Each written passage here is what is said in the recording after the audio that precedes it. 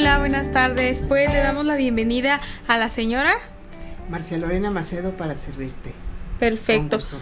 Muchas gracias, señora. Estoy muy feliz de tenerla aquí. Vamos a empezarle con unas preguntas a ver cómo se siente, ¿sale? A ver, dígame, ahorita en este momento, ¿cómo se considera? ¿Quién es? Para empezar, para que conozcan un poquito de usted y a qué se dedica. Muy bien. Hoy por hoy, soy moreliana, 3 generaciones de morelianas. Y pues estudié en la Universidad Michoacana de San Nicolás de Hidalgo, egresé en la generación del 96 de la Facultad de Derecho y Ciencias Sociales. Por un feliz accidente de la vida caí en el subsistema de telesecundarias, donde estuve por espacio de 17 años. Uh-huh. Fueron experiencias muy enriquecedoras. Ante todo, te das cuenta de la importancia de contar bendiciones. Es muy diferente la condición de una mujer, independientemente del extracto socioeconómico. Sí. Pero es muy diferente la condición de una mujer que nace en un medio urbano a la que nace en un medio rural. Uh-huh. Las opciones de desarrollo y su derecho de expresión son diametralmente opuestas. Seguimos constreñidas en la tradición. Seguimos, cásate, ten hijos y tu perfil debe ser bajo, no debe superar al varón, ni intelectual, ni económicamente, tampoco tu volumen de voz. Siempre por debajo del hombro del varón, porque fuimos creadas de una costilla. No soy feminista, soy prohumanista, uh-huh. Pero mi comentario sí es que si fuimos creadas de la costilla del varón según los escritos hebreos, porque si nos hubieran creado del cerebro, pues simple y sencillamente no existiríamos. Por eso, de lo que había, nos crearon. Sí. Y por ejemplo, ahorita, señora, ¿qué cosa disfruta hacer de su día? Ya no es maestra, ¿verdad? No, estoy en un stand-by. Estoy en la segunda adolescencia. Tenemos una adolescencia entre los 10, 12 años hasta los 18, nuestro proceso de maduración sexual. Y ahora estoy en el desfase. Y estoy en mi segunda adolescencia y es bastante difícil en el sentido de cuál es mi imagen, que no tanto cómo me debe percibir el entorno, sino cómo me debo percibir ahora como una persona de medio siglo, y es bastante difícil definirlo. Por ejemplo, ahorita, ¿qué etapa de su vida siente que está viviendo actualmente ahorita? Si hacemos una analogía de la vida como una temporada de vacaciones, estoy preparando mi maleta para regresarme a mi casa. Ajá. Y estoy en las últimas fases de disfrutar el tiempo compartido en el que estuve participando. Se la recibí, señora. Sí, gracias. Porque aquí gracias. Siento que va a ser una larga plática con la señora. La señora es integrante del grupo de Mujeres Saliendo Adelante y es una persona pues que tiene mucho material. Poquito, 50 años nomás. ¿Cómo decide, señora, estudiar Derecho? ¿Cómo empieza ahí esa inquietud? Mis primeros impulsos fue estudiar arquitectura. Te estoy hablando cuando tenía 5 o 6 años de edad. Uh-huh. Pero me sentenciaron en casa de que esa carrera era demasiado cara, uh-huh. Y que no éramos ricos, que uh-huh. Pensar en otra cosa.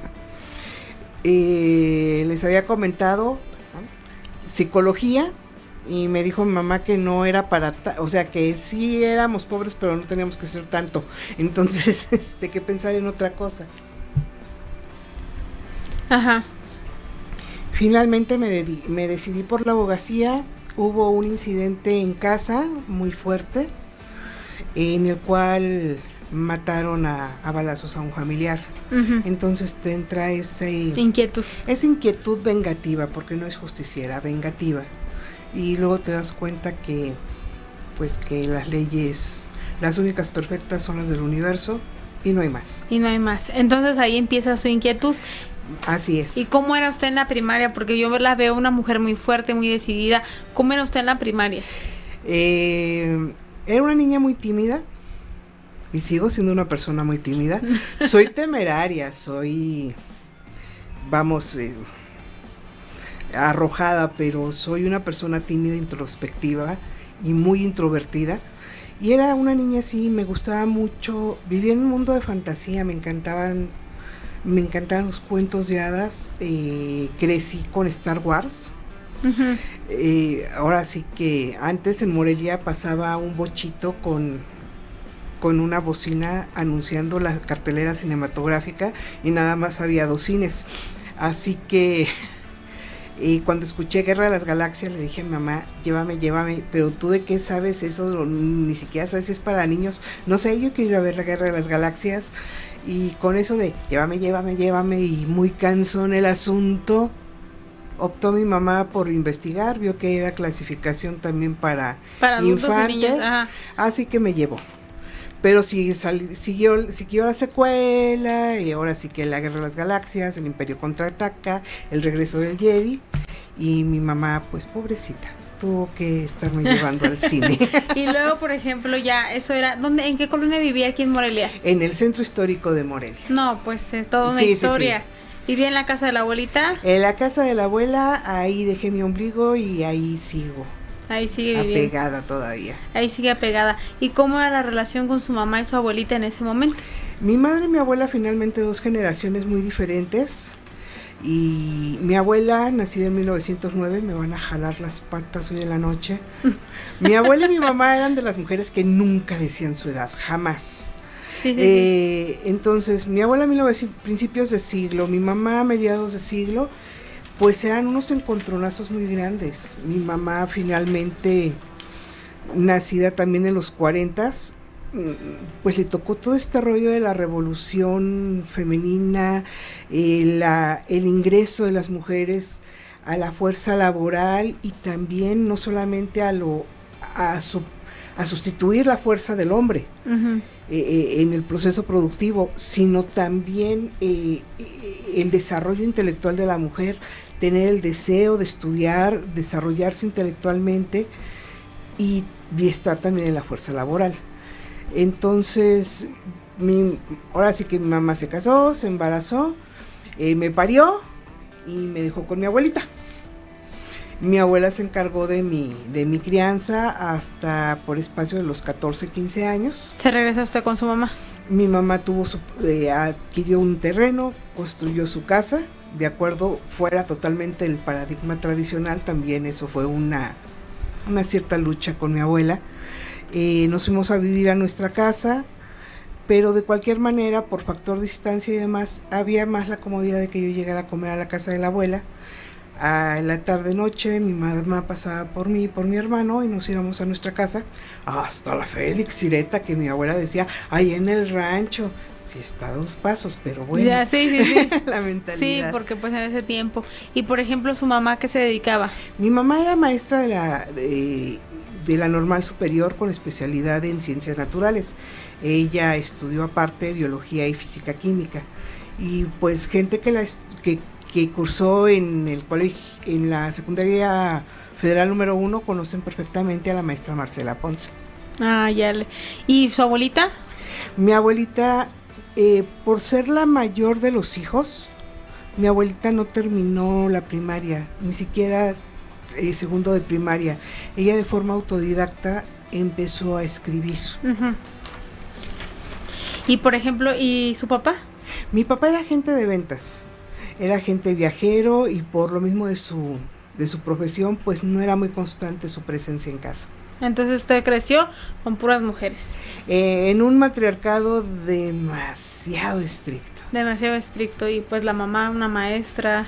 Maestra normalista. Lamentablemente, y quien es hijo de maestro, sabe que no hay niño más huérfano que el hijo de maestro. Sí, porque pues está atendiendo a otros niños. Así es. Y por ejemplo, señora, ahorita, ¿qué momento marcó un antes y un después para usted? Ahorita, ¿qué me puede decir? ¿Qué momento la marcó? Hay muchos momentos que te marcan la vida en el transcurso, en tu línea, hasta que se apaga la vela, dijera Macario. Uh-huh.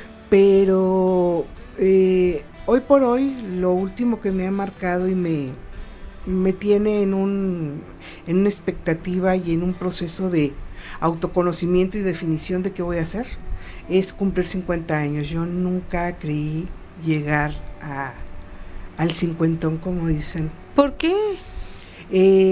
Hay una frase griega muy fuerte que dice, cuando los dioses aman a los hombres, los hacen morir jóvenes para que sean siempre bellos. Sí, entonces yo no me imaginaba vieja, yo no me imaginaba pintando canas. De alguna forma hipócrita, decía yo, que Dios me dé la serenidad y la templanza para envejecer con una cierta, con un cierto buen gusto, templanza, y estar ya en el proceso de envejecimiento, ver cómo va mermando tu cuerpo, que ya no tienes la misma fuerza, porque vamos, yo al ser primogénita me tocaba apoyar a mi mamá en todo. Tareas de la casa, o sea, yo en segundo de secundaria yo tenía que llegar a la casa, preparar la comida, levantar la cocina, dejarla limpiecita como laboratorio o quirófano, encargarme de lavar la ropa de mi mamá, la ropa de mi hermano, la propia, y estar al tanto de los huéspedes. Mi mamá recibía huéspedes para nivelar los gastos de la casa. Los gastos. Y por ejemplo, ¿qué fue lo más difícil de atravesar ese proceso? Como usted dice, hacerse cargo de una casa tan jovencita. Es una niña. Es que no había opción. ¿Pero qué fue lo más difícil que hacer? No fue difícil en el sentido de que de alguna manera me las ingeniaba para tener un fin de semana, convivir con mis compañeros. Uh-huh. Lo que sí era difícil era este doble discurso del feminismo que vivió la generación de mi madre. Sí. Y ahora sí que feminista tienes que ser, tienes que hacer, pero cuando se trataba de cuidar a mi hermano, ahí no había equidad. Si yo me levantaba los sábados a las 10 de la mañana, mi mamá ya no me hacía el desayuno a mí. Me tenía yo que preparar mi desayuno y dejarle limpia la cocina. Pero si mi hermano se levantaba después de las 10 de la mañana, yo tenía que atenderlo. Entonces ese doble discurso a mí siempre me resultó muy, muy cansón. Y por ejemplo, de ahí, señora, ¿qué fue algo que le costó mucho, por ejemplo, ahí aprender? ¿Qué fue lo que le costó mucho aprender en ese proceso? Y ahí, más que nada, también, por ejemplo, pues, ¿en algún momento dijo, ya no puedo? No, lamentablemente con mamá no era el ya no puedo. Es que se tienen que hacer las cosas. Porque era muy estricta. Es categórico. No hay opción. Era demasiado estricta. O sea, bastante. ¿Y su abuelita cómo era? Pues es que la fruta no cae lejos del árbol. Igual. Así es. Y, por ejemplo, ¿cómo era la relación con su hermano en ese momento? Porque a él sí, a usted no. No, él siempre fue el conce. Entonces, de alguna manera, la autoridad, tanto de la abuela como de nuestra madre, era siempre con un cierto favoritismo y con una cierta protección. Entonces no había opción. Ya después de tiempo empiezas a aceptar, pues así son las cosas. O sea, ciertamente que tenemos muchos paradigmas, pero el amor maternal no es un paradigma. El amor es libre, sea de quien sea. Y las madres tienen el derecho de elegir a sus consentidos. Pues sí. Así de sencillo. Por lo regular, eso que acaba de decir es muy, muy cierto. Muchas mamás siempre tienen mucho favoritismo por alguien y por los demás, ¿no? Y a veces es algo que a muchas personas las marca. Es difícil, pero simple y sencillamente están en todo su derecho. ¿Hubo algún momento donde pensó, ya no puedo? Con esta situación de que es el consentido y yo no, y así. De no poder, no, pero de tener la capacidad de preguntar, de cuestionar abiertamente por qué. Sí lo hice, me gané muchas cachetadas. pero nunca hubo una respuesta satisfactoria, simple y sencillamente porque es el más chico. Dije, aún de haber sabido. ¿Con cuántos años lo oigan? Son casi 7 años, son 6 años con 7 meses lo que le llevo. No, pues tampoco, no es mucho. Sí es bastante. Lo ideal que de separación entre un niño y otro, yo digo que deben ser máximo 5 años de edad. Porque ya después ya marcan la diferencia mucho. Así es. Y por ejemplo, en ese tiempo, por ejemplo, ¿cómo era ser una mujer en ese tiempo? ¿Cómo eran? Porque ahorita ya somos muy liberales, pero en ese tiempo, ¿cómo era? Simple y sencillamente, válgame, las salidas, digamos, un adolescente promedio de salir, no salíamos a antros, salíamos a tardeadas, empezaban a las 4:30, terminaban a las 8:30, a las 9:30 tenemos que estar ya en la casa. En la secundaria. ¿En qué secundaria fue? En la Federal número 1. Donde su mamá era maestra. Así es, fue bastante difícil. ¿Y cómo eran las tardeadas en esa época? Las tardeadas eran una monada porque tuvimos muy buena música en los 80s. Teníamos muy buena música en los 80s, tanto la música en inglés y tanto lo que iniciaba como rock en tu idioma, el rock en español, desde Europa hasta todo lo que es América. Fue muy, muy bonito. Ahora sí que empezaba la música y había canciones emblemáticas con la que podías abrir pista. ¿Cómo cuál en ese tiempo? A ver, dígame, de su época, a ver. ¿Qué será? ¿De rock en español? Miguel Ríos con Bienvenido. Esas eran de sus épocas. Sí, la de... ¿Y cómo se vestían? A ver, ¿cómo era? Ay, Dios mío. A ver. No tan espantoso como ahora, pero vestíamos feo. Sí. Estaban de moda los zapatos de plástico Windies. Y los fosforescentes, la ropa, la tela de color fosforescente, unas guandajeses de sacos con hombreras bien voluminosas. No, era feo en su gran mayoría. Y por ejemplo ahí en la secundaria, ¿qué tantos novios tuvo y eso? Mi mamá daba clases ahí, por favor, no podía tener. No, nada, ni un escondido. Tuve un noviecillo ahí, en la secundaria, y tuve de novio al hermano de uno de mis compañeros, quien fue, y este muchacho fue mi chambelán en mis 15 años. Y por ejemplo, ¿todavía estaba en secundaria cuando fueron sus 15 años? Sí, todavía. ¿Y cómo fue ese proceso? Pues mira, fueron procesos muy bonitos porque prácticamente el tercero de secundaria es por lo menos una fiesta de 15 años. Por lo menos una fiesta de 15 años cada semana. Sí, pues sí, van sí, es una locura. Sí, ya sé. Es una locura y de alguna manera sí hay un poco la competencia de en qué salón, quién tuvo los arreglos de mesa más bonitos. En ese tiempo, ¿cuál era el salón más? El más pipiris nice era el Rebullones. ¿Y ese en dónde está? Está casi enfrente de la plaza, de la Pila de los Patos. Ah, por sí, acueducto. Sí, ya sé cuál, sí. Sí. Y por ejemplo, en ese tiempo, ¿qué se usaba? Se usaba mucho para las fiestas juveniles los sonidos. Mafalda Sound era lo máximo. Luego le seguía Paco Sistema Paco, que para mi gusto Paco era mucho mejor DJ que Bosco en Mafalda. Sí, definitivamente. Y sabía lo que tenía este muchacho de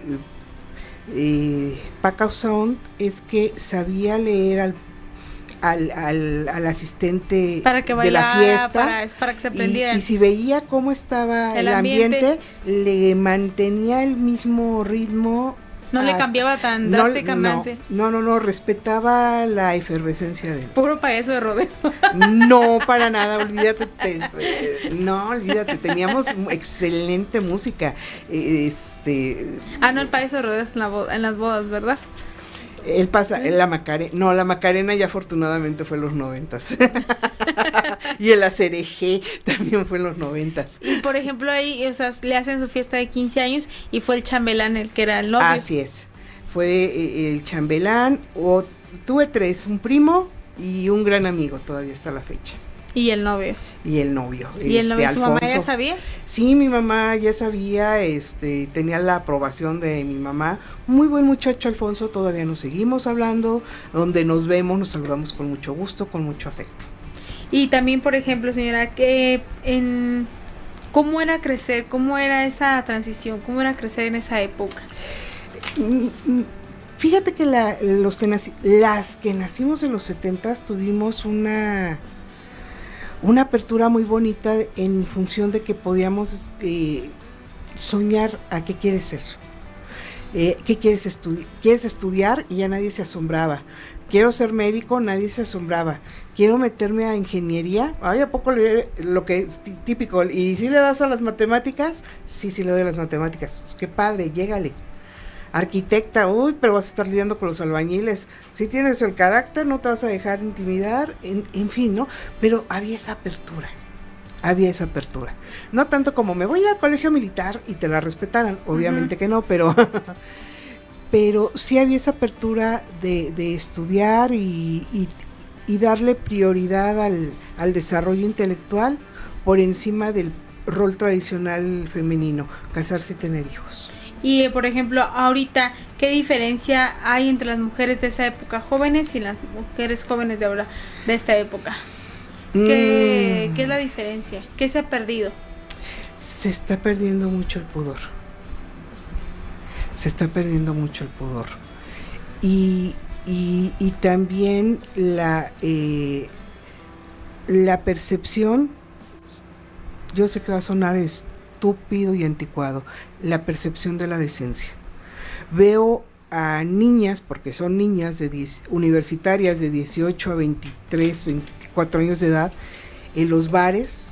No es de que tomen una copa para ambientarse, sino que tienen que ir al antro a tomarse, por lo menos ir a la hora feliz y echarse 4 o 5 tragos, que si son 5 pues ya son 10 al 2x1.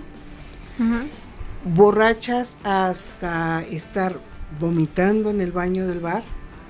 Y lo que no me gusta nada, en mi generación, si salíamos juntas, nos salíamos juntas, y ahora no. Si una muchacha está de mala copa, la dejan sola, a su suerte. Sí. ¿Qué nos está pasando?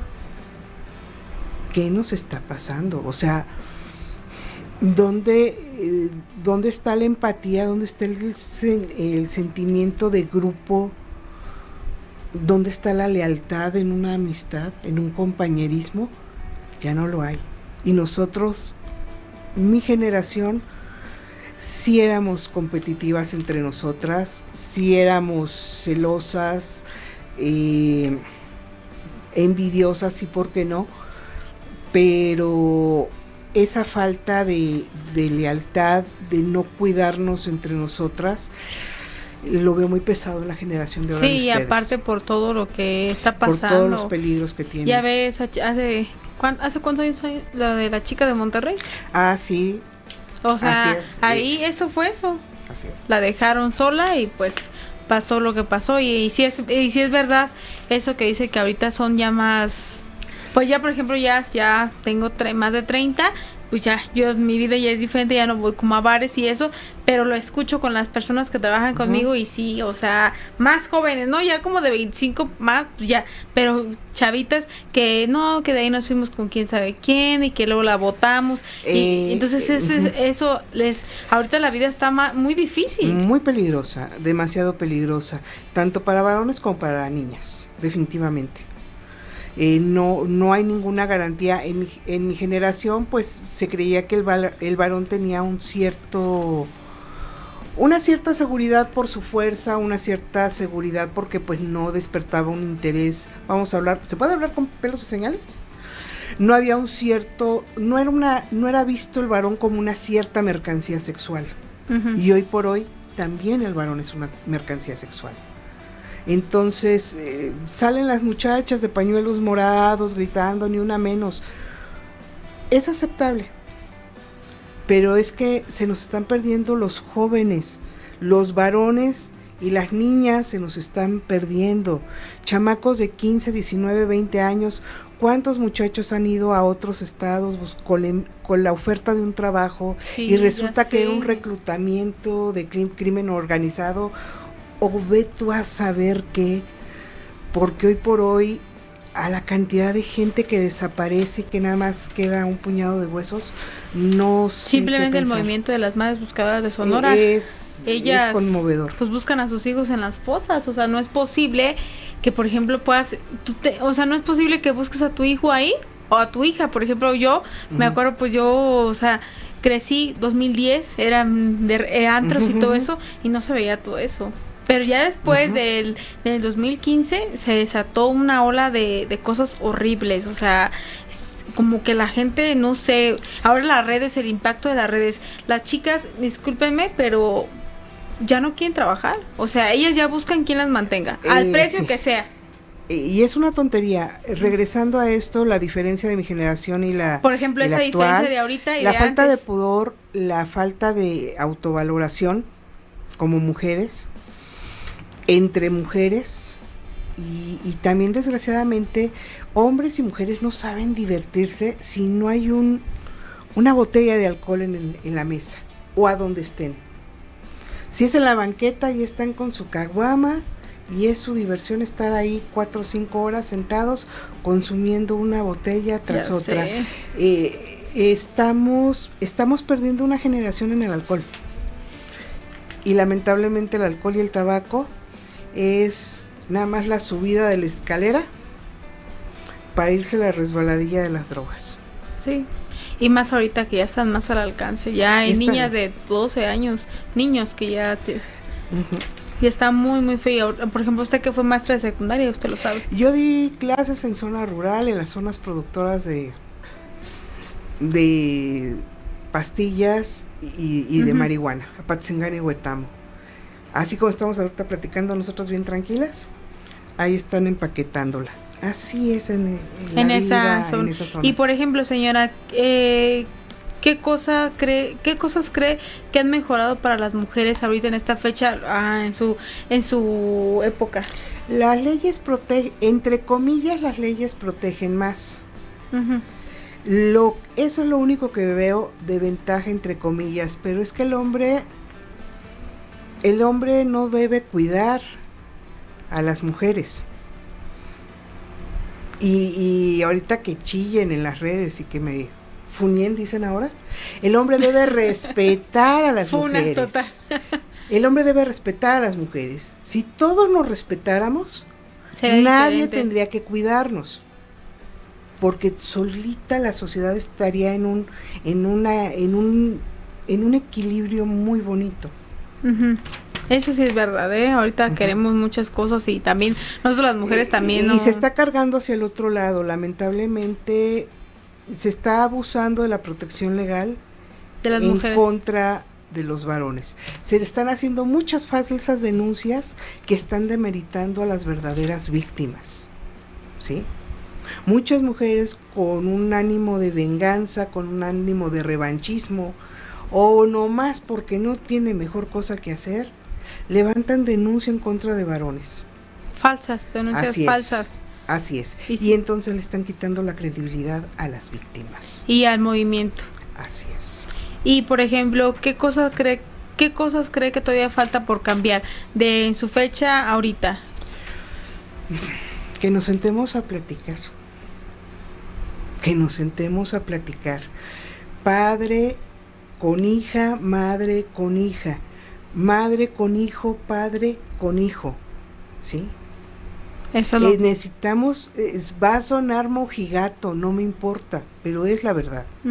Necesitamos recuperar el tejido social y necesitamos rescatar la familia como la institución que le da estructura a la sociedad. Porque eso es lo que nos tiene tan sorprendidos de que vemos niños sicarios, de que vemos niñas de 12 años embarazadas, de que vemos niños con problemas de alcoholismo y drogadicción. Falta que estemos sentados platicando. y conviviendo en una sana armonía y respeto. Y por ejemplo, ahorita que es cuando escucha la palabra feminismo, usted que es abogada, ¿qué significa para usted? Porque por ejemplo, todo el mundo, yo no, a veces muchas veces me dicen, es que tú no apoyas el movimiento. No es que lo apoye, o sea, no es eso, sino que hay cosas que no me gustan. Y a lo mejor también me las voy a echar encima porque soy mujer y todo, pero hay cosas que sí no me gustan, la verdad. Lamentablemente, todo lo que en el siglo XX se logró, el voto femenino, la inserción de la mujer en el campo laboral, en el campo intelectual, en las universidades, estas niñas lo están dando al suelo. A una vez me protestó una, es que te importa más que cuidar una puerta hecha hace 300 años que todas las mujeres que han desaparecido. No, señorita, duelen, pero no por destruir una puerta vas a regresarlas a la vida. Al contrario, le estás dando al patriarcado todas las herramientas para que ejerza un autoritarismo tal de que nos vuelvan a suprimir y nos vuelvan a dejar sin voz. 1, 2, el aborto. Aquí sí me voy a poner en un plano neutro, ¿sí? Porque estoy a favor de la eugenesia. Si el niño viene mal, si el embarazo pone en riesgo la vida de la madre que tiene 3 niños antes, definitivamente. Cada caso es único y se tiene que analizar y ejecutar de acuerdo a esas necesidades. Pero al momento de que una chamaquita, sí, mi cuerpo, mi decisión, esa frasecita estúpida, mi cuerpo, mi decisión, está quitándole el poder a la mujer de decir, no quiero, quítate, no te me acerques, no me abraces, respétame, marca tu distancia. Esa frasecita, mi cuerpo, mi decisión, está quitándole todo el valor y todo el respeto que debe tener una mujer, una niña, de que le respeten su espacio vital, su cuerpo. Por ejemplo, ahorita que decía eso del aborto, pues sí, o sea, yo digo, ¿no? Igual, ¿no? Si viene mal o así, si es una violación, pero por ejemplo, yo lo platicaba mucho con una chica que trabajó hace tiempo conmigo. Uh-huh. Yo le decía, pero pues, o sea, como que a ti como que se te chispotea muy, muy seguido, ¿no? O sea, como que ya lo viste como, o sea, ¿por qué mejor no usar un método anticonceptivo? Y ya. Así es. O sea, ¿por qué hacer eso? ¿Por qué? Porque muchas mujeres, por ejemplo, yo que no he podido tener hijos, pues te quedas así de ¿qué pedo? ¿No? El sorteo de la fertilidad es una injusticia, en fin, pero ese movimiento del pañuelo moradito está quitándole mucha valía a la mujer. Es que por sí misma la mujer es un no rotundo. Si no te vas a casar con ella, no la puedes tocar. Eso debería ser una cosa categórica. No de que la voy a emborrachar, la voy a drogar y voy a ver de qué manera la convenzo, la engaño para tener acceso a. Al fin y al cabo, la responsabilidad mía como hombre, pues ella me puede librar de eso yéndose a abortar, porque finalmente mi cuerpo, mi decisión, pañuelito verde. O sea, las feministas de hoy están muy disociadas, por no decirlo de otra manera, de lo que era realmente el movimiento.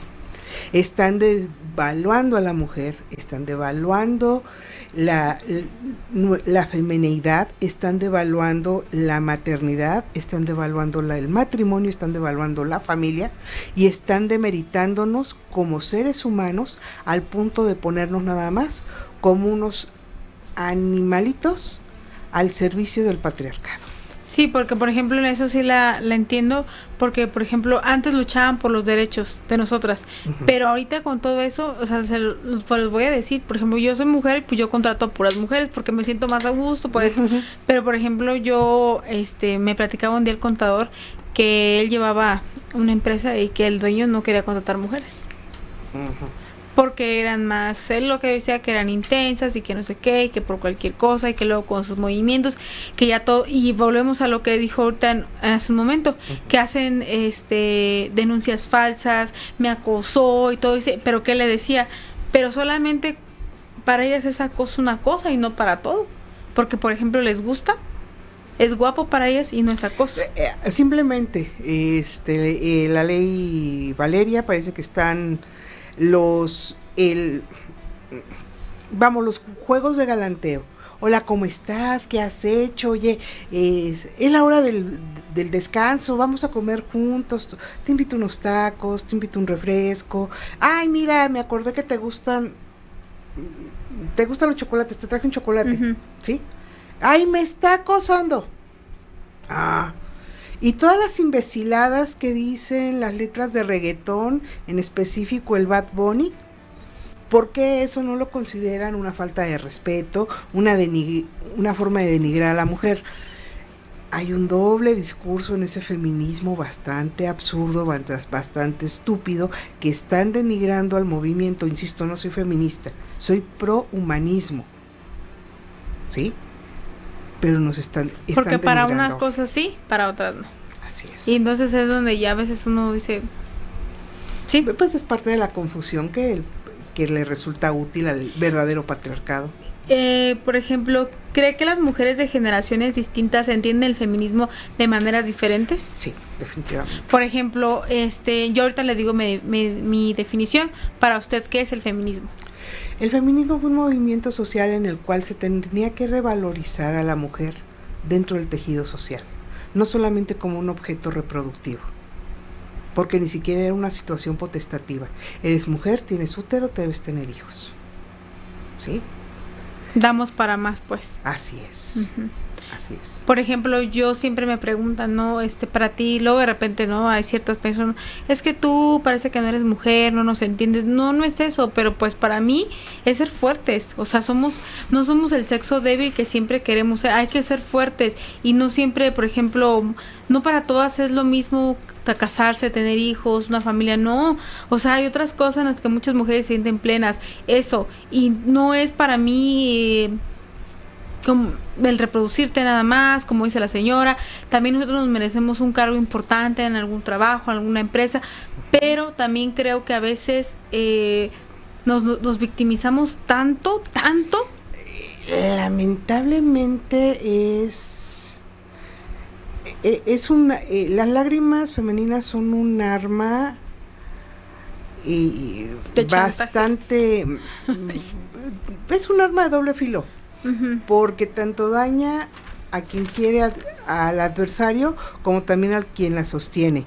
Y en México, pues en todo el mundo, la victimización, el autosacrificio, vamos, ¿quién no se acuerda de los papeles de mamá en la época del cine de oro, ¿no? La Marga López siempre llorando, siempre sacrificándose, siempre en la negación de sus propias necesidades. ¿Pero qué tal doña Bárbara con María Félix? Por eso por eso en México nadie quería a María Félix, porque era la némesis de lo que se quería en el parámetro mexicano de una mujer. El escritor es Rómulo Gallegos, ¿no? Ajá, de doña Bárbara. Después sacaron una novela con Edith González, ¿no la vio? En Colombia no. Sí, me encantaba verla. Y después, yo decía, inspirada en la obra de Rómulo Gallegos, y yo compré el libro, porque me encantaba esa novela, y dije, lo voy a leer, como me gusta mucho leer. Y después investigué, y me dice mi mamá, hay una película, y mi abuela me dijo, sí, hay una película con María Félix. Le dije, sí, me dice, sí, ve, y me puse a buscarla, y sí, o sea, ¿qué decía ahí? Una mujer fuerte, pero ¿qué pasaba? Fue una mujer abusada, que pues buscaba nada más pues subsistir. Así es, incluso el propio autor, cuando conoció a Félix, dijo, es que ella es doña Bárbara. Ella es doña Bárbara. Es muy difícil, lamentablemente esta mala información, porque no es educación, esta mala información de anteponernos a los dos miembros de la especie humana, al varón con la mujer, el machismo y feminismo, ya son muchos siglos con ese discurso y vemos las consecuencias. A la mujer se le ha cosificado como un objeto sexual y llega a tal punto el machismo que ya no solamente la mujer es un objeto de consumo, sino el propio varón ya es un objeto de consumo. Y están diseñando de tal manera ahora la nueva masculinidad, de que prácticamente el estereotipo del hombre gay que yo tenía para mi generación, ahora es el estereotipo del nuevo varón para la generación de las chicas ahora de 20 años. Y digo yo, ay, ¿dónde nos perdimos? ¿Dónde nos perdimos? Y es lo que estamos permitiendo. Insisto, necesitamos sentarnos a platicar las dos generaciones y a construir algo en armonía y respeto para todos, porque va a llegar el punto que vamos a llegar al canibalismo, si no es que ya estamos ahí. ¿Hay algo del movimiento actual con lo que sí conecta usted a lo de cuando estaba usted joven ahora?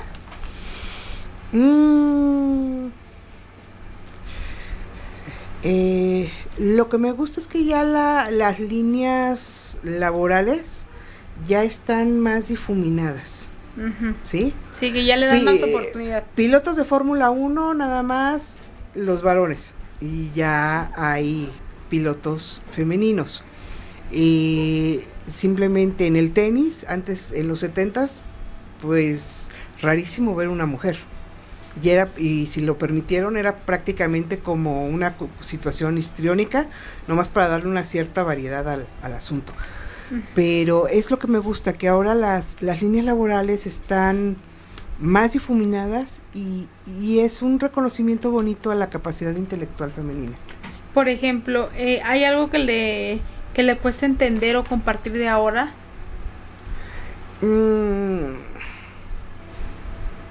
Que no sepan divertirse sin alcohol. Me resulta harto ridículo. Que si no hay alcohol no hay diversión, que si no hay alcohol no hay fiesta. Pero es lo que me resulta ridículo. Esa esclavitud de las marcas, ese culto a los consagrados como Givenchy, Dolce & Gabbana, Chanel, y de la tecnología, el Apple, etcétera. Digo yo, ¿es en serio? ¿Es en serio? O sea, tenemos una nueva esclavitud ahora. No solamente cuantificar el éxito de una persona con las propiedades, el dinero en las cuentas bancarias, el tipo de vehículo ya que maneja. Ya ahorita es lo que vistes. Ahora también es lo que vistes y hasta la ropa interior, porque hay que mostrar el elástico para que se vea que es Calvin Klein. Me resulta muy estúpido. Perfecto. ¿Alguna vez sintió que por ser mujer tuvo menos oportunidades? Sí. ¿Cuándo y por qué? Simplemente vamos a ver, las prácticas jurídicas, cuando entra uno en un despacho de litigantes, los que iban a las audiencias eran los varones, los que iban a las diligencias de desahucio para sacar a un inquilino moroso, para ir a un embargo, solamente los hombres. A las mujeres nada más nos tenían para mecanografiar los acuerdos, ir a los juzgados a revisar qué resolución administrativa tenía el juicio para seguir promoviendo la siguiente instancia. En fin, desde ahí había una cierta diferencia. ¿Cree que las mujeres de generaciones distintas entienden el feminismo de manera diferente? Definitivamente. ¿Sí? Definitivamente. Ok. Y, por ejemplo, ¿qué retos enfrentaban las mujeres de tu generación que hoy quizá ya no se ven igual? Simplemente, yo creo que la mujer siempre va a tener que estar defendiendo su espacio y su derecho a ser. Ok. Sí, siempre, porque hasta en una casa se ve. Hay prioridad en servirle primero al hermano varón, hay prioridad incluso en la elección de las piezas de pollo, se le da la prelación a él. La pierna. A la pierna o la pechuga, dependiendo del gusto, pero ellos tienen el derecho de elegir primero. ¿Qué retos enfrentaban las mujeres de su generación que hoy quizá ya no se ven como un reto? Pues simplemente muchas de las mujeres, como empezábamos a platicar, dependiendo nuestro ambiente de nacimiento urbano o rural, todavía México no tiene una igualdad. Las mujeres en el campo todavía siguen. Ni ahora con la presidenta. Por favor, esa pobre no tiene autonomía, no tiene... Ella nada más sigue un guión. A ver, y ahora con la presidenta, ¿ha recibido alguno de los colectivos de las madres buscadoras? No. Así que con eso te contesto todo. ¿Qué te hubiera gustado que las mujeres pudieran hacer con más libertad en tu juventud? Con más libertad en mi juventud. Wow. Fíjate que si hubiera habido, siempre será el respeto. ¿Me das permiso, mamá, para ir a una fiesta? No. Lo pedía el niño de la casa. Mamá, ¿va a haber una fiesta? ¿Puedo ir? Sí. ¿Pero por qué a mí no me diste permiso y él sí? Porque él es hombre. ¿Pero por qué? Uh-huh. Si él es más chico. No, pero es que él es hombre y a él no le sale una panza. Por eso él puede ir, tú no puedes ir, te quedas aquí. Entonces, insisto, mientras no haya un respeto para la mujer, que no sea vista como objeto, nunca tendremos el espacio para desarrollarnos sana y armoniosamente. Y ya para cerrar, señora, ¿qué consejo le daría a las mujeres jóvenes y qué significa para usted ser una mujer fuerte? Híjole, ¿qué consejo les daría a las niñas? Primero, para divertirse no se ocupa alcohol ni ningún tipo de sustancia. Que su palabra tiene valía. Que su cuerpo es sagrado. Han avanzado muchísimo las ciencias médicas y aún un hombre no es capaz de engendrar una mujer. Simplemente con todo este discurso de la Agenda 2030, de la comunidad LGTB, en apariencia un varón o un ser humano de cromosomas XY puede tener la apariencia casi íntegra de un ser humano cromosoma XX o mujer. Uh-huh. Aparentemente están igualitos, pero hasta la fecha, pese a los avances de la cirugía plástica y las técnicas quirúrgicas, no se ha podido hacer que un varón engendre y que un varón geste, ni tampoco que dé a luz a otro ser humano. O sea, que somos el sexo fuerte. Sí, porque realmente, una madre sabe que el hijo es suyo porque salió de ella. Para un hombre, ser padre es un dogma de fe. Y está mal. ¿Y qué significa para usted ser una mujer fuerte? Ser una mujer fuerte. Hay una palabreja muy tonta. Resiliencia. Para mí no existe. Hay un poema de Machado que dice: caminante no hay camino, se hace camino al andar. Golpe a golpe, verso a verso. Y estés en la peor circunstancia que estés, mientras haya aire en tus pulmones, seas capaz de exhalarlo y volver a jalar otro puño de partículas de aire y oxígeno, tienes que seguir adelante. Porque lamentablemente, hasta que el patrón diga ya, ahí quedó. Hasta ahí ese momento se acabó, hasta ahí se apagó la vela. Ok, señora, pues muchas gracias por querer participar en mi podcast. La señora es una integrante del grupo de Mujeres Saliendo Adelante. ¿Qué le parece este grupo que hice? Es un grupo muy bonito, somos tan diferentes como los granitos de arena que hay, que integran una playa, como las flores que pueden integrar un jardín. Desde muy jovencitas a... muchachitas de 16 años, gentes cincuentonas, mayores, mujeres en toda circunstancia de vida, sobrevivientes de cáncer, vomitadas por la muerte, tuve muerte clínica de 2 minutos, entonces por eso digo vomitadas por la muerte,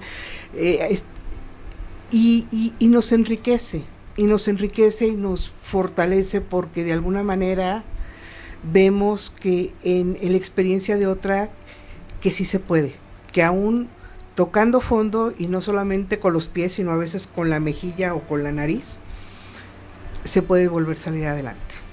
Muchas gracias, señora. Gracias pues le a ti, agradezco Lupita, mucho. Espero que siga con nosotros en el grupo. Y la verdad, con mucho gusto. Le voy a decir algo. Yo creo que muchas de las veces escuchar una mujer que es abogada nos abre el camino, porque muchas veces somos ignorantes a ciertas cosas, no las conocemos. No conocemos muchas cosas, porque lamentablemente el mundo es muy vasto, muy muy vasto, y si le agregamos la malicia, lo que ya está escrito tiene muchas interpretaciones, pero ya seguiríamos hablando en otra ocasión. Ojalá que haya otro capítulo. Ahora sí que estoy abierta a la invitación. Muchas gracias. Un placer. Hasta luego, chicas. Síganme y suscríbanse.